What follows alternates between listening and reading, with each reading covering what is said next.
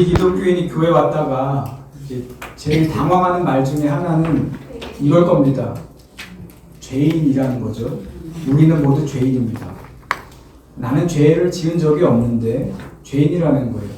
사회에서는 물론이고 내가 교도소를 간 적도 없고 경찰서를 간 적도 없고 심지어 교통법규를 어긴 적도 없는데 교회 가니까 죄인이랍니다.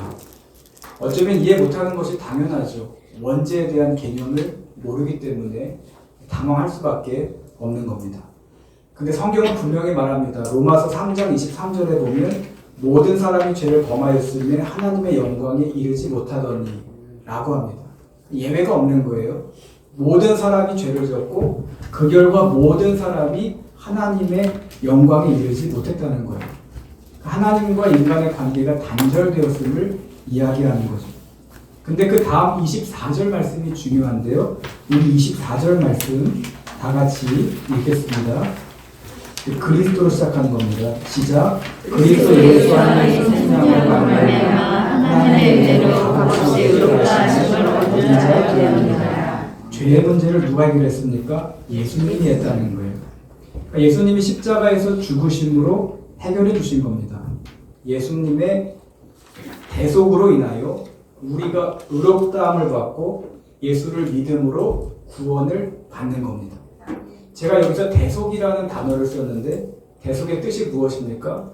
남의 죄를 대신하여 벌받은 거예요. 예수님은 자신의 죄 때문에 십자가에서 죽으신 것이 아니라 인간의 죄 때문에 그 죄를 대신하여 십자가에서 죽으셨다는 겁니다. 근데 여러분, 구원받으면 끝일까요? 아니죠. 끝이라고 이야기하신다면 여러분은 구원파입니다. 구원파는 구원을 위한 성화적 노력이 전혀 필요 없는 거예요. 심지어 회개할 이유도 없어요. 이제 막 살아도 괜찮습니다. 왜냐하면 구원 받았으니까. 내가 구원 받았는데 또 회개할 필요가 뭐가 있냐라고 하는 거죠. 근데 이건 틀린 겁니다. 우리가 살면서 얼마나 많은 죄를 짓습니까? 그래서 하나님께 회개하잖아요. 잘못을 이야기하면서 죄로부터 돌이키려고 하나님께 참회하잖아요. 우리가 알고 지은 죄도 있지만 모르고 지은 죄가 얼마나 많이 있습니까? 하나님을 사랑하고 이웃을 사랑해야 되는데 그러지 못할 때가 많이 있잖아요. 예배 생활을 소홀히 하고 누군가를 질투하고 미워하고 갈등하고 이 모든 것들이 회개의 내용이 되는 거죠. 근데 왜 이것이 회개의 내용이 되는가? 하나님은 다 아시기 때문입니다. 우리의 외모를 보시는 분이 아니라 중심을 보시는 분이기 때문에 회개해야 되는 거예요. 그럼 언제까지 회개해야 되는가? 죄를 지을 때까지요. 이 말을 다르게 말하면 아마 죽기 전까지 우리는 회개해야 되지 않을까 싶습니다. 근데 여러분, 혹시 신앙생활하면서 회개할 수 있는 이유에 대해서 생각해 보신 적이 있으신가요? 우리는 당연히 회개할 수 있다고 생각해요. 처음부터 회개할 수 있었다고 생각을 하는데 아닙니다. 회개는 당연한 게 아니에요. 회개는 예수님이 십자가에서 죽으심으로 제 대가가 해결되었기 때문에 가능한 겁니다. 그래서 회개할 수 있음이 은혜라는 거예요. 죄를 깨닫게 해주시고 내가 하나님께 회개할 수 있는 마음을 얻게 된 것도 은혜이지만 그것보다 더 앞선 은혜는 회개할 수 없고 자격 없는 우리에게 회개라는 것을 할 수 있도록 길을 열어주신 겁니다. 그래서 이 책은 회개를 이렇게 정리하잖아요. 회개란이라고 되어 있는데요. 우리 다 같이 읽을까요? 시작. 회개란 나를 대신하여 내 죄를 용서해 주신 예수님을 만난 자의 삶의 반응이다. 더욱 인간의 내가 속죄를 깨닫는 자의 삶의 반응이다. 속죄를 이해해야 회개를 정의할 수 있고 속죄가 있어야 회개할 수 있음을 이야기하는 겁니다. 회개를 이렇게 말하면 또 이해하면 여러분 더 이상 회개가 불편하게 들리지 않아요. 오히려 감사하게 되고 복된 소식으로 들립니다. 마태복음 4장 17절에 보면 예수님이 외치시죠. 회개하라, 천국이 가까이 왔느니라. 회개하라, 이 명령은 예수님의 협박이나 위협이 아닙니다. 오히려 소망이나 은혜로운 초대인 거죠. 내가 너희를 구원할 건데 형벌을 통해 구원하지 않을 거야. 회개를 통해 구원할 테니 회개해라. 아직 기회가 있다. 라고 말씀하시는 겁니다. 그래서 허창희 목사님은 괜찮은 해석을 제안하시는데요.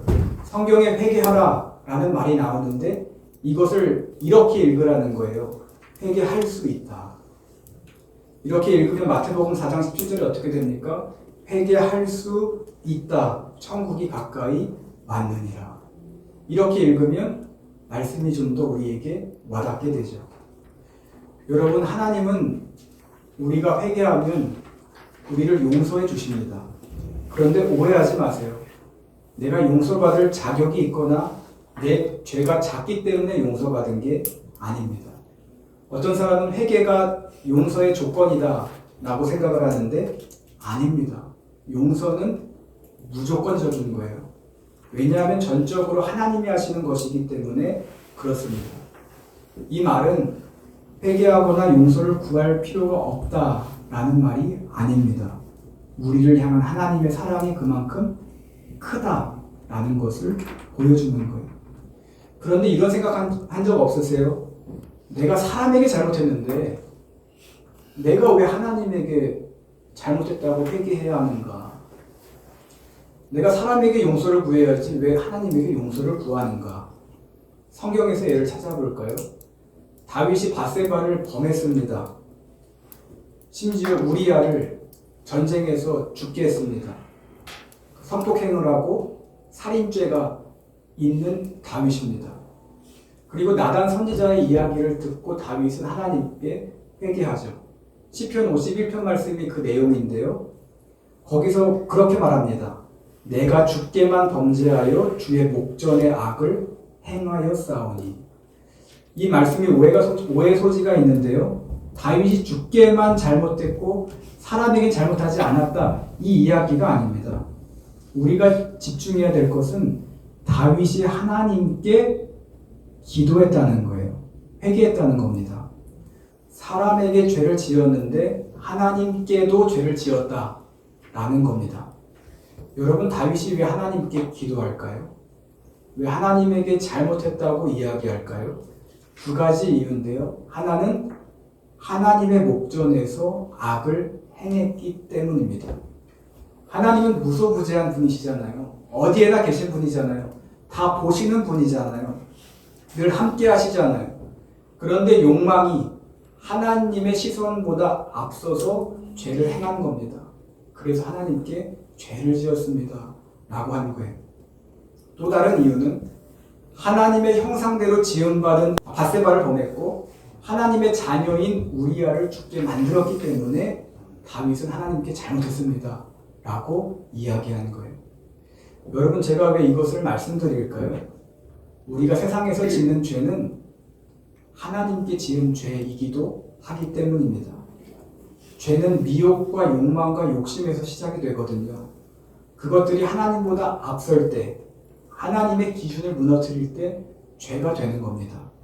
야고보서 1장 15절이 이것을 잘 보여주는데 욕심이 잉태한 즉 죄를 낳고 죄가 장성한 즉 사망을 낳느니라 라고 말합니다. 그러니까 도미노 같은 거예요. 욕심이 죄로 이어지고 죄는 사망으로 이어지는 거예요. 결국 내 욕심이 나를 죽이고 무너뜨리는 거죠. 이 과정 속에서 하나님이 보일까요?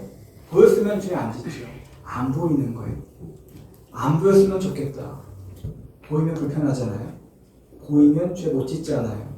죄는 하나님 말씀 안에 있을 수가 없습니다. 항상 반대편에 있고 그 뒤에 있는 거예요. 그래서 죄가 내 개인적인 죄일지라도 하나님께 죄일 수 있다는 거예요.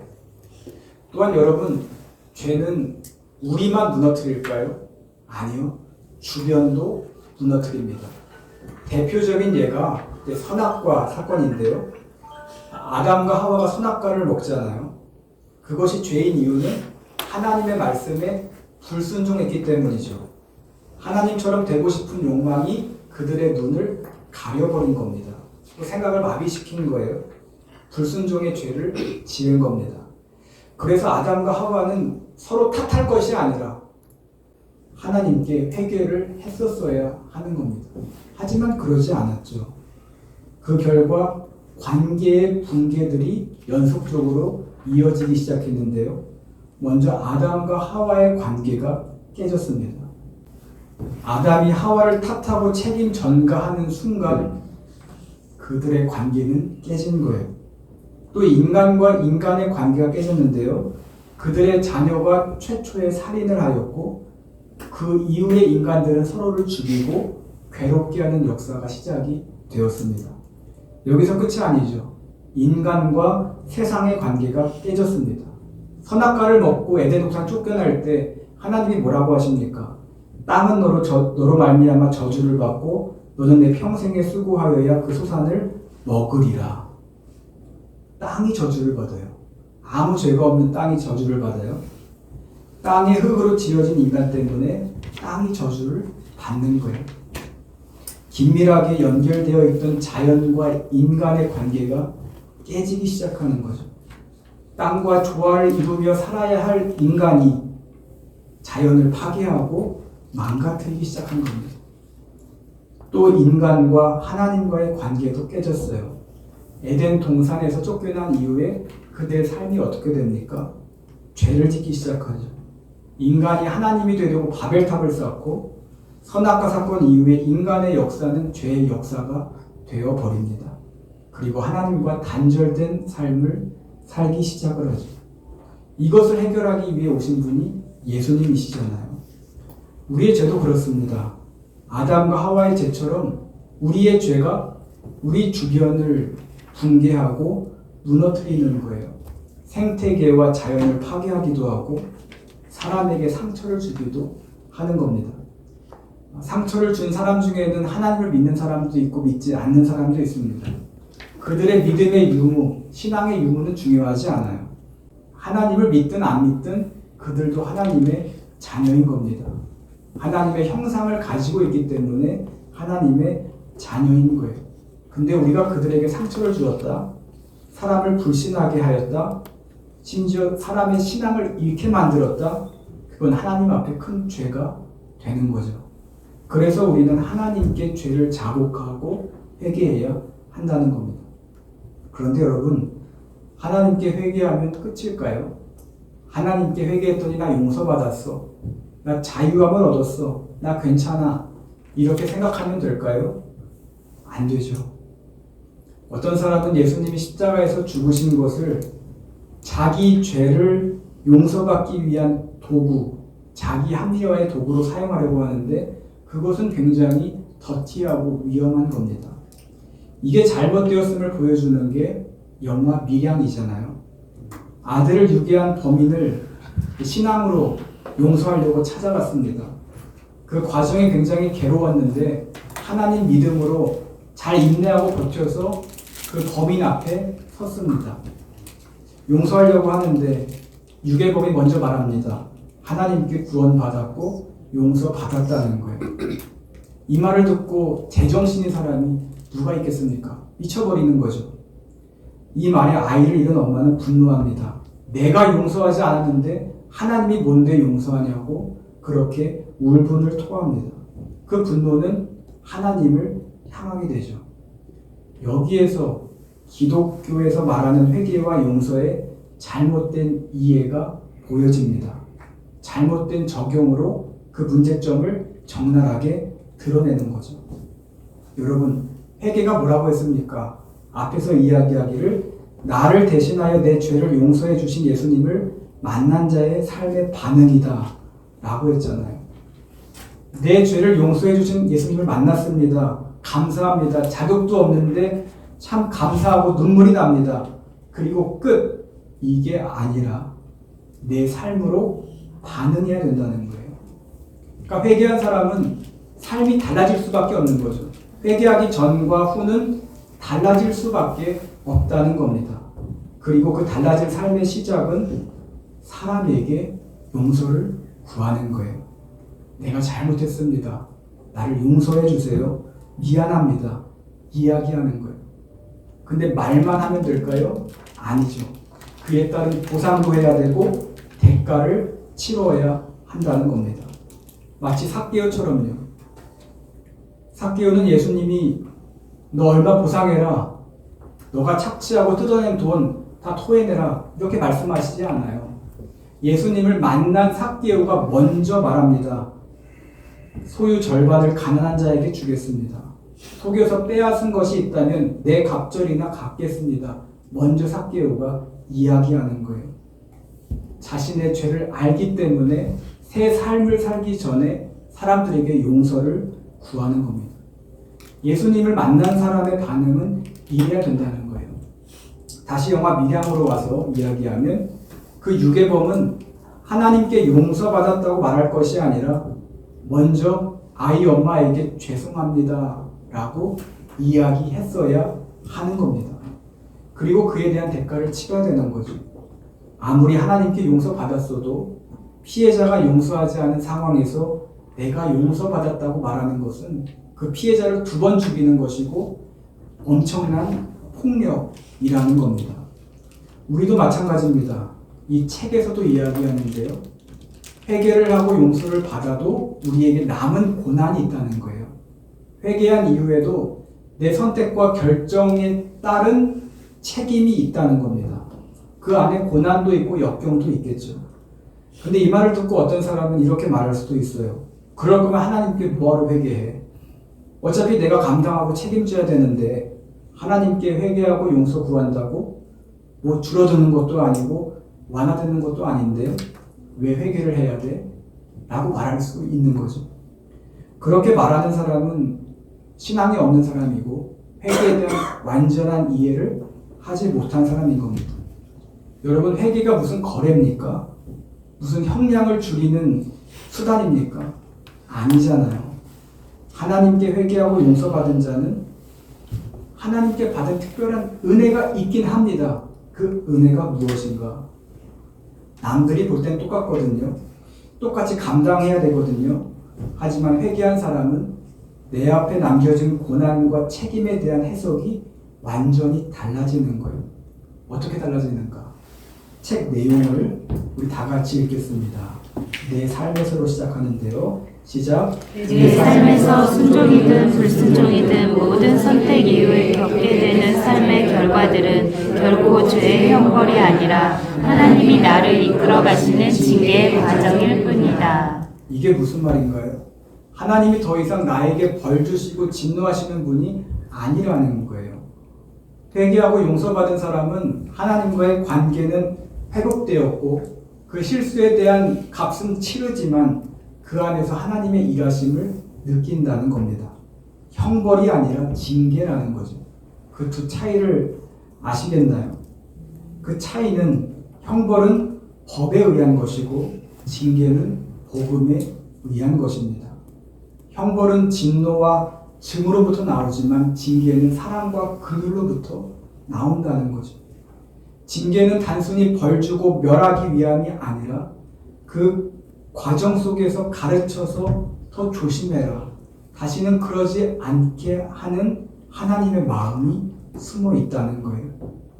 여러분, 이것을 기억하면서 평생 하나님께 기도하고 하나님께 용서 구할 수 있는 성도님들이 되시기를 축복합니다. 아멘. 제가 평생이라고 말하는 이유는 그 안에 전제가 있는 거죠.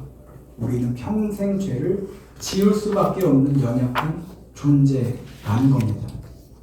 연약하고 부족하기에 예수 믿어도 죄사함 받아도 직분을 받아도 신앙생활 오래 해도 죄를 지을 수밖에 없는 겁니다. 지금 죄 짓는 것을 합리화하자는 말이 아닙니다. 내 연약함을 인정하자는 거예요. 그리고 평생 하나님께 회개하자는 말입니다. 우리는 회개할 수 있는 존재입니다. 이것은 큰 특권이고 감사 제목입니다. 예수님이 십자가에서 죽으셨기 때문에 우리는 회개할 수 있는 거예요. 그래서 놀라우면서 받아들이기 힘든 사실이 있는데요. 회개의 내용을 이해하든 이해하지 못했든 하나님을 믿든 믿지 않든 변하지 않는 게 있습니다. 그게 무엇인가? 인간이라면 누구든지 용서받은 존재이며 하나님께 받아들여진 존재라는 겁니다. 그러니까 예정론을 완전히 깨는 거죠. 하나님께 예정받고 용서받은 사람은 특정한 사람이 아니라 모든 사람이라는 거예요. 십자가의 죽음은 특별한 사람과 특정 계층을 위한 정치적인 죽음이 아니라 모두를 위한 죽음이었다는 거예요. 심지어 예수님을 조롱했던 로마 병사들을 위한 죽음이었고 예수님을 모함하고 핍박했던 유대인들을 위한 죽음이었다는 겁니다. 이 말을 오해하지 마세요. 이미 용서받았으니 회개할 필요 없다는 말이 아닙니다. 용서받았으니 이것을 기억하며 믿으며 살자는 겁니다. 용서받은 사람답게 살고 연약한 모습 때문에 하나님과의 관계가 멀어졌다면 다시 회개하고 돌이키지 않은 거예요. 그리고 하나님과의 관계를 온전하게 하자는 말입니다. 그리고 하나님이 창조하신 세계 속에서 하나님의 형상을 가진 자들과 평화롭게 살자는 겁니다. 우리가 착각하기 쉬운데요. 회개는 단순한 감정적인 반응이 아니에요. 여러분 새벽 기도 나와가지고 뜨겁게 통성으로 기도하고 막 눈물 흘리면 그리고 용서를 구하면 왠지 용서받은 것 같은 기분이 들어요. 내가 날 용서하는 거예요. 근데 그건 용서가 아닙니다. 회개도 아닙니다. 회개는 실제적인 변화로 연결되는 과정입니다. 또 회개는 순간이 아닙니다. 내가 새벽에 딱 기도했다고 회개 받았어, 용서 받았어, 이게 아니라 회개는 하나님께로 돌아가는 과정이라는 거예요. 물론 그 길은 유턴도 하고 구불거리기도 합니다. 우리는 가다가 퍼지기도 합니다. 하지만 하나님은 그 과정 가운데 함께 하신다는 거예요. 말씀을 맺으려고 하는데요. 오늘 부르심, 거듭남, 회개 이 세 가지를 다루었습니다. 이 세 가지의 공통점이 두 가지가 있는데요. 첫 번째, 전적으로 하나님께서 하셨다는 겁니다. 우리의 공로는 없고요. 가능케 하신 분은 하나님이시라는 거예요. 두 번째, 부르심과 거듭남 그리고 회개는 모두 일상에서 이루어진다는 겁니다. 하나님이 우리를 일상에서 부르셨고 일상에서 거듭나게 하셨고 일상에서 회개하게 하셨다는 거예요. 그래서 어제보다 더 나은 오늘을 살게 하시는 겁니다. 세상이 혼란스럽고 경제도 어렵고 다들 어렵다고 하는 이때에 하나님의 부르심을 기억하며 거듭난 자답게 살아갈 수 있는 성도님들이 되시기를 축복합니다. 그리고 그 과정 가운데 반드시 회개가 있어서 하나님의 시선으로 세상을 바라보고 한 걸음 한 걸음 나아갈 수 있는 성도님들이 되시기를 주님의 이름으로 축복합니다. 우리 마지막 그 예수님으로 시작하는 문장 읽고 기도하고 마치겠습니다. 시작. 예수님, 제가 회개하는 근거는 저 자신을 회개하는 열정, 회개하는 강도에 있지 않고 예수님의 속죄의 공로에 있습니다.